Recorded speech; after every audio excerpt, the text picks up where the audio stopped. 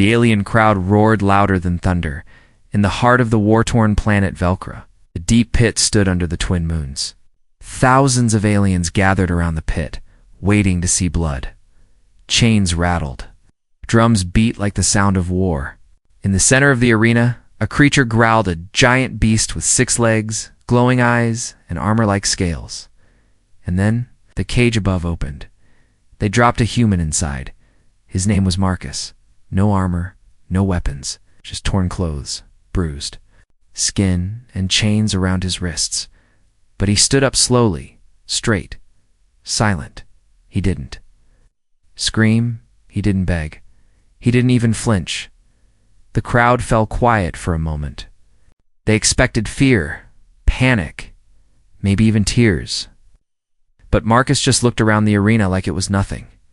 From a golden balcony above, Lady Karza watched with sharp eyes. She was a high noble of Velcra known for taming beasts, breaking minds, and collecting trophies. Her dark hair was braided with bones. Her robes shimmered like fire. She leaned forward and spoke with curiosity. Why doesn't he shake? Even my war beast knows fear.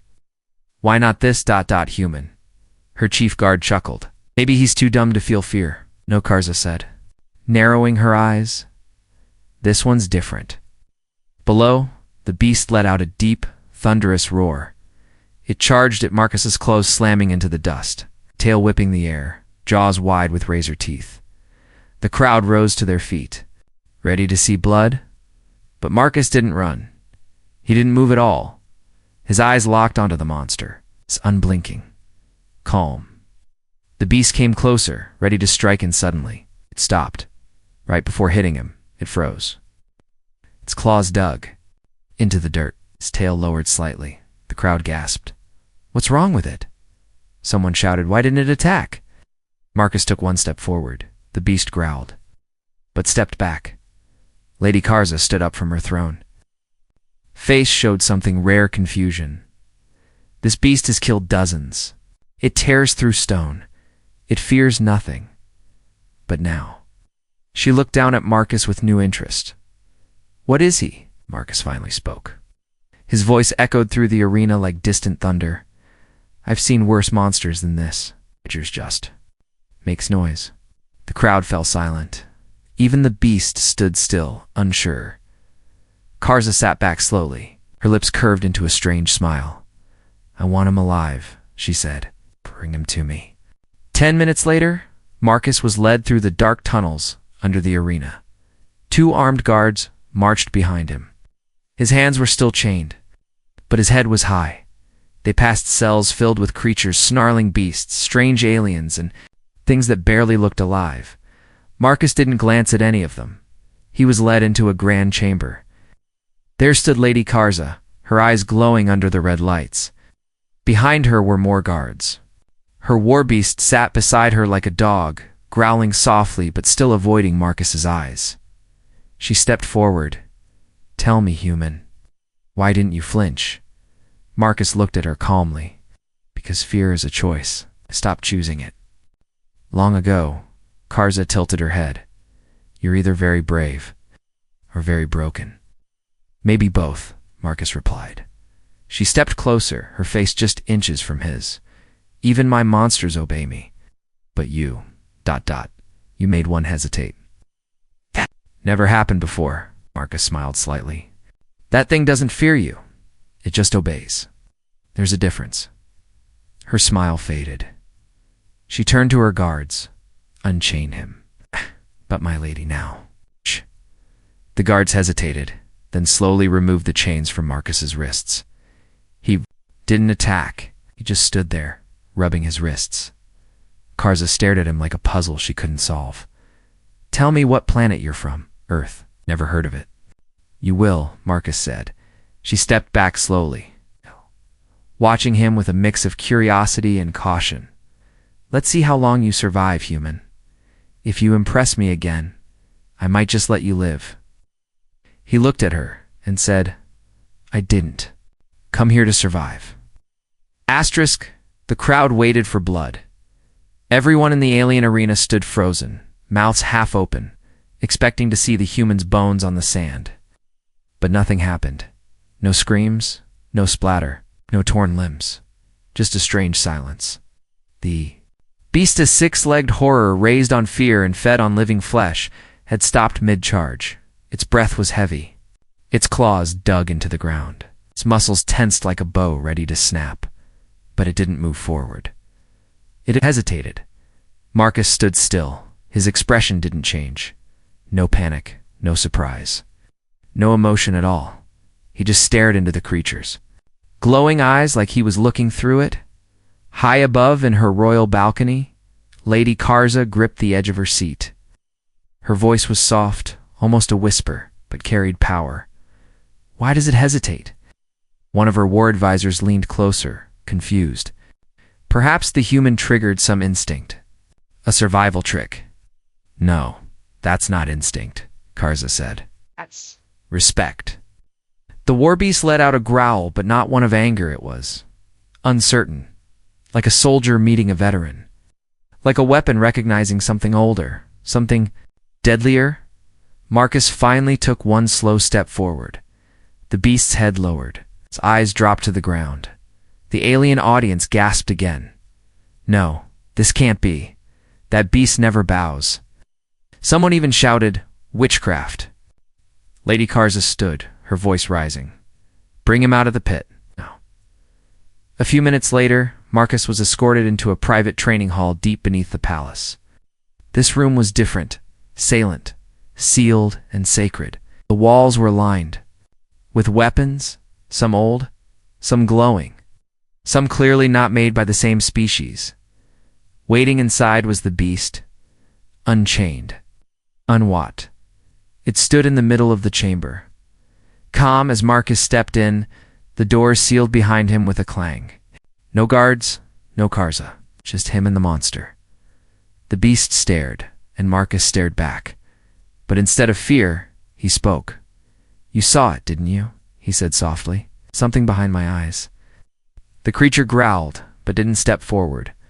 Marcus slowly moved closer, not to fight, not to attack. Just to be seen. You were made to kill, conditioned to tear anything apart. But not me, he whispered. Because you know, I've seen things worse than you. He raised his hand, not as a threat, as an offer. The beast lowered its head, and then against every law of nature, instinct, or programming it, gently pressed its forehead into his palm, from a hidden chamber above the training hall. Lady Karza and her scientists watched the whole thing on a projection screen. She didn't speak. Her eyes didn't blink. "He's not a soldier," a science officer whispered. "He's not a mind reader either," another said. "We scanned him. He's just human." "But the beast submits," Karza said, "like he's an alpha." Chief advisor stepped forward. "Maybe we should study him deeper. Take samples. Blood, bone." Karza's hand snapped up. "No, I don't want to break him yet." She stared at the screen, watching Marcus calmly sit beside the beast. "Want to see what happens when we unleash him?" Later that night, Marcus was given a room knot, a cell, not a cage. A real room, food, water, even clean clothes. A servant girl entered silently to lay down a tray. She paused when Marcus looked up. She shivered. I saw what you did," she said in a quiet voice. "They all talk about you. Even the guards are afraid." "I'm just a man," Marcus replied. "No," she said. "You made a death beast, Neil." She walked to the door, hesitated, and added, "If you want to escape, do it soon. Lady Karza doesn't give kindness without reason." Then she was gone. Marcus stared at the food. Untouched, his fingers tapped the metal table slowly. "She's watching," he whispered to himself. "But I'm watching her too." Lady Karza didn't sleep that night, not because she couldn't, but because something about that human haunted her thoughts. He didn't scream in the pit, he didn't run from the beast, and worse, the beast had obeyed him. She had seen many warriors, rebels, and even kings beg for mercy. But Marcus didn't bow. He stood like someone who had already faced death. And now, she wanted answers. And the only way to get them was to push him. The next morning, Marcus stood in a grand hall. The floor shimmered like polished stone. Alien warriors circled him, each with sharpened weapons. Some had claws. Some had blades growing from their arms. All were deadly. Karza stood above on a silver throne, dressed in ceremonial armor. She raised a hand. "This is not a test," she said calmly. "This is a challenge. You mocked my arena, walked past my beast, and spoke like a king. Let's see if your body matches your mouth." A horn blew. 5 warriors rushed at Marcus at once. No warning, no rules.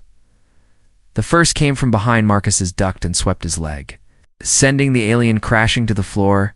The second leapt with claws out. Marcus rolled, grabbed the attacker's wrist, and flipped him into the third warrior. Like it was a choreographed dance, the last 2 hesitated. "Fight," shouted a guard. "He's just a human." But Marcus didn't give them time to think. He moved like lightning fluid, quiet and full of force. Within seconds, all 5 warriors were on the ground. Alive, but humiliated. He didn't kill. He chose not to. And that was what scared them more. The hall fell silent. Karza slowly stood. Her voice was cold and curious. "Where did you learn to fight like that?" Marcus answered with a calm stare. "Earth trains people not to lose." Karza raised a brow. "And what does Earth do with people like you?" Marcus's voice didn't waver. "We bury them. Because they're too dangerous to keep around." Her smile returned. But there was tension behind it now.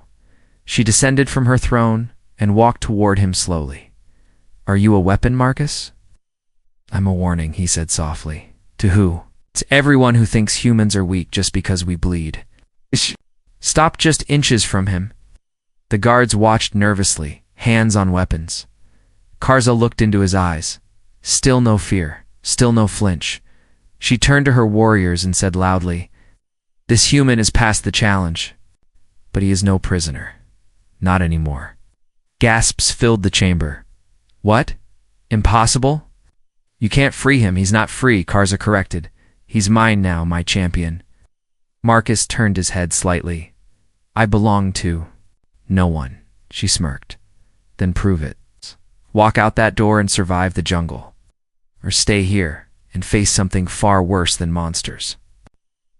Later, in her private chamber, Karza reviewed the security footage.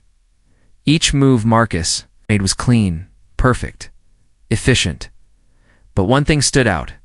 He never struck first. He never hit to kill. He always calculated. He was in control the whole time. That scared her more than any blade. "He doesn't react like a slave," she whispered. "He reacts like a commander." One of her advisors spoke.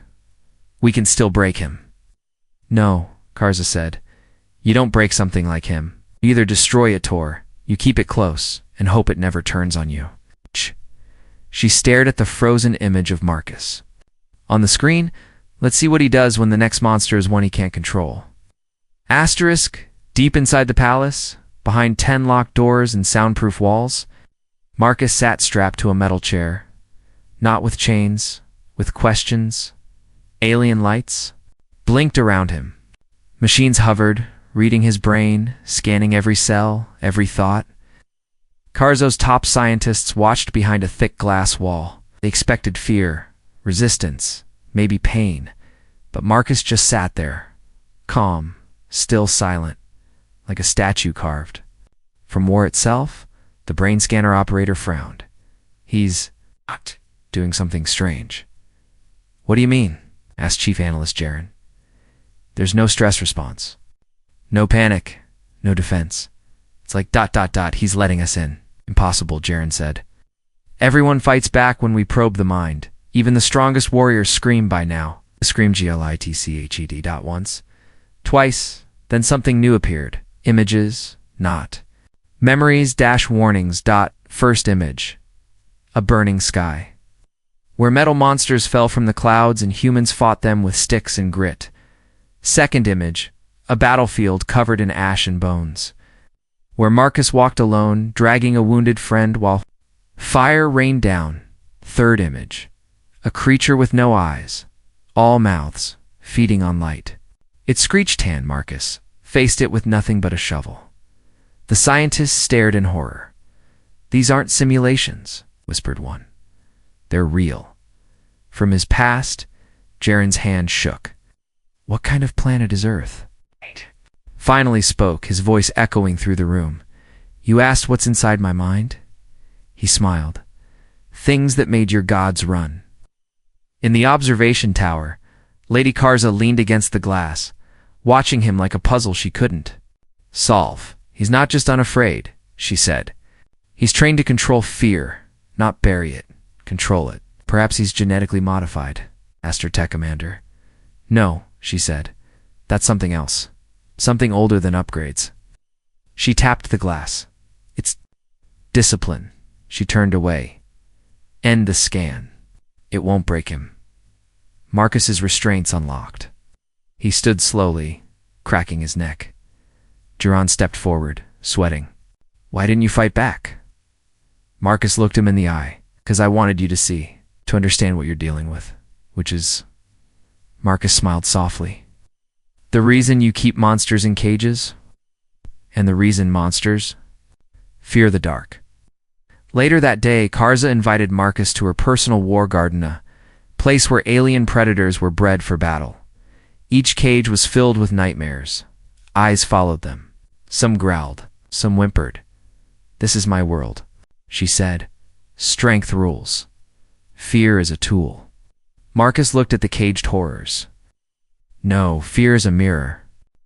What you see in others is usually what you carry inside." She turned sharply. "You think I'm afraid?" "I think," Marcus said slowly, "that you're starting to feel what your monsters felt when they saw me." Karza's voice turned cold. "Do you know why I let you live, human?" "Curiosity." "No," she said. "Because I believe we're not so different." Marcus raised an eyebrow. "You keep cages. I break them." "And yet," she said, stepping closer, "you haven't run. You could, but you stay." Marcus looked her in the eye. "'Cause I haven't decided yet. Whether you're the enemy or the one who needs saving." Her lips tightened. That night, the palace guards doubled. Karza didn't say why, but everyone felt it. The fear had shifted, and now it had a face. They used to laugh at the human. Now they watched him. Alien guards no longer mocked Marcus when he passed. Their eyes lowered, and their weapons stayed ready, but not for him, 'cause of him. Even the hounds bred for battle, the ones trained to attack any scent, but Karzos refused to snarl when Marcus walked by. Some even backed away, and Karza noticed. That morning, she summoned him again, but this time wasn't in a throne room or battle chamber. It was her private study, a place no prisoner, no warrior had ever seen. Books made from ancient hides lined the walls. Glowing scrolls hovered in the air. And behind her chair, the skull of a beast so large it touched the ceiling. Marcus stepped inside. "Calm as always. You've tamed my beast," she said quietly. "You passed the warrior trials, and your mind frightened my best scientists." She stood, her robe flowing like liquid armor. "Now tell me, human, what are you?" Marcus looked at her books, her trophies, her fire-eyed gaze. "I'm the result of what happens when you put a soft creature on a cruel world, and it refuses to die." Karza circled him slowly. "You know what this place is built on?" she asked. "Fear, hunger, power. That's what keeps our empire alive." Marcus didn't answer. She stepped closer. "But lately," she whispered, "something has changed." He looked her in the eye. "Yes. You're afraid?" She laughed. "Of you?" "No," he said. "Of what I remind you of? Something older. Something deep inside that tells you this one is different." She turned sharply and clapped once. The floor behind him opened. From the darkness below, a new beast rose taller than any before, wrapped in metal, eyes glowing like burning suns. The room shook as it roared. Marcus didn't move. "I call it the End Terror," Karza said. "It crushed 4 warlords in one day. I built it to break cities." The creature stepped forward, claws clicking on stone. "You said monsters fear the dark," Karza said softly. "Let's test that." Enter roared again. It lunged, and in one breath, it stopped, just inches from Marcus. Its claws dug into the floor, but its body trembled. Its head lowered. Not because of a command, not because of pain, but because something inside it recognized the figure standing before it. Not a man. A force behind. The viewing glass, Kars's most trusted advisor, spoke in a frightened whisper. It submitted. She stared, speechless. The Enteru, the beast she designed to rule fear itself, was now sitting like a child before. Marcus, the human, turned slightly toward the glass and smiled. Kars's heart pounded. Not from anger, not from surprise, but from a feeling she hadn't tasted since she was a child, dread. She turned away and whispered to herself, "What have I brought into my palace?" Later that evening, as the twin moons rose, Marcus sat alone in the garden. The Enterra rested beside him like a silent statue. A young alien girl, one of the palace servants, approached slowly, her eyes wide with wonder. "Sir, is it true? The beast listened to you?" Marcus nodded once. She looked around, then asked, "Are you going to conquer us?" He smiled, shook his head. "No. Then what do you want?" He looked at the stars. "To show you there's a difference between being feared and being respected." Asterisk thunder echoed across the alien skies. Inside her war chamber, Lady Karza stared at the giant hollow screen. It displayed one name over and over. Marcus Graven. Human. No official rank. No military record. No planet of birth confirmed. Yet somehow, he made beasts kneel. Warriors fall and scientists panic, the deeper they searched. The less they found. And that terrified her more. "Than anything, he has no fear," Karza said softly. "No," her chief spy replied. "He carries it." "What do you mean?" The spy leaned closer. "He brings fear with him, like a shadow that doesn't belong to this world." Karza turned back to the screen. But why now? Why here? That night, Marcus was called again, but not for battle. This time, to the Vault of Memory, a sacred place where alien history was kept. No outsider had ever been allowed in. The walls shimmered with ghostly images. Each step lit the floor with blue flame. Karza stood waiting by a long slab of stone. She motioned to it. "Place your hand here." Marcus stepped forward and pressed his palm to the surface. The slab flashed, and suddenly everyone in the chamber screamed. Visions exploded across the walls. War, not alien war, human war. Millions fighting and burning. Cities, skies full of machines that howled like dying animals. Monsters made of metal and bone. Planets cracked in half. Children with weapons. Mothers. With flamethrowers. Fathers fighting while on fire. And always somewhere in the middle. Marcus, not older, not younger, exactly the same, unchanged by time, unaging, unbroken. Karza whispered. "This isn't just memory." Her advisor whispered back. "It's legacy." When the light faded, only silence remained. The guards were shaking. One had dropped his blade. Another had fallen to his knees. Marcus stood still. His voice was calm. That was just a glimpse. Karza swallowed hard. "You've lived through all that?" "No," he said. I survived it." She stepped forward, her voice no longer sharp. "Earth, ... What is it really?" Marcus looked at her, eyes darker than before. "It's a death world." "A what?" "A planet so cruel it forces life to evolve with teeth, claws, and fire.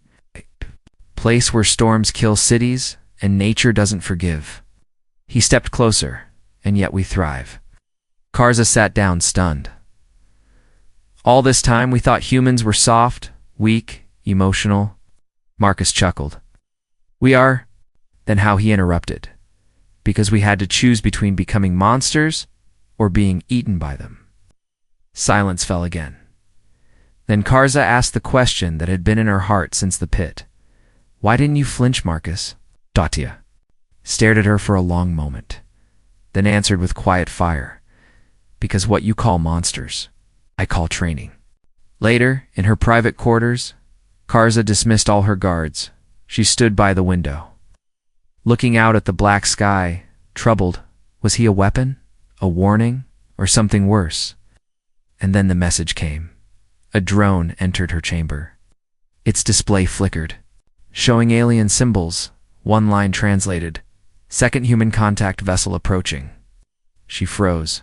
Her voice shook for the first time. He wasn't alone. The night sky above Velcro burned silver. Lady Karza stood at the highest tower, her eyes fixed on the heavens. A line of fire cut through the darkness of ship, fast and silent. Breaking into her world's atmosphere without permission, alien alarms blared across the capital. This isn't one of ours, a guard stammered behind her. Karza already knew it was human, but not like. Marcus, the ship was clean, sharp, and wrong. It didn't come to fight, it came to retrieve. Down below, Marcus stood in the courtyard, the end terror. Beast sat beside him like a stone lion, unmoving. Alien nobles, generals, scientists all, gathered in confusion and fear. None knew what was happening. Only Marcus wore a calm expression. The ship touched down without a sound. Not even dust rose. Its door opened. From within stepped a figure in black armor. No helmet, no weapon, just one human, a woman. Eyes cold like deep water, posture straight like steel. She looked at Marcus. Agent Graven. Karza blinked. Agent Marcus nodded. Commander Nyla. She walked past the aliens like they didn't exist, straight to him. We've confirmed your theory. You're not the enemy. Not yet, Marcus said. Nyla glanced at the crowd. You ready to leave? Marcus looked up at the tower. Lady Karza was still watching. No, he said. Not yet. Gasps echoed as Marcus climbed the central steps of the palace. The guards parted. He stood before Karza once more, not as a prisoner, not as a champion, but as a decision. She looked at him, stunned. Who? What are you really? I told you, he said. A warning. She stepped forward, her voice shaking for the first time.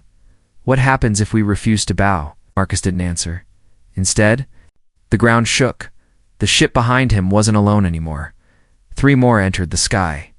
Then 5, then 20. Not warships. Evacuation ships. From orbit Earth's message, played on 1,000 alien screens. This was not a rescue mission. This was not a threat. This was a test. The human you captured was not your prisoner. God was your teacher, and you failed to understand him. What comes next depends on how you choose to remember his mercy. Lady Karza fell to one knee.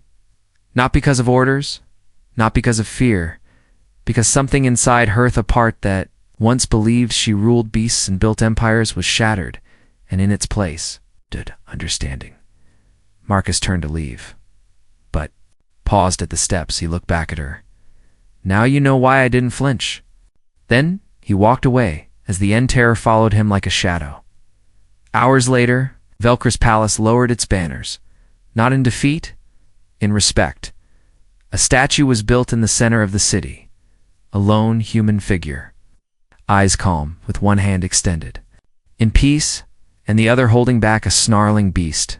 The plaque read, "We tried to break him, but instead, he broke our understanding of fear."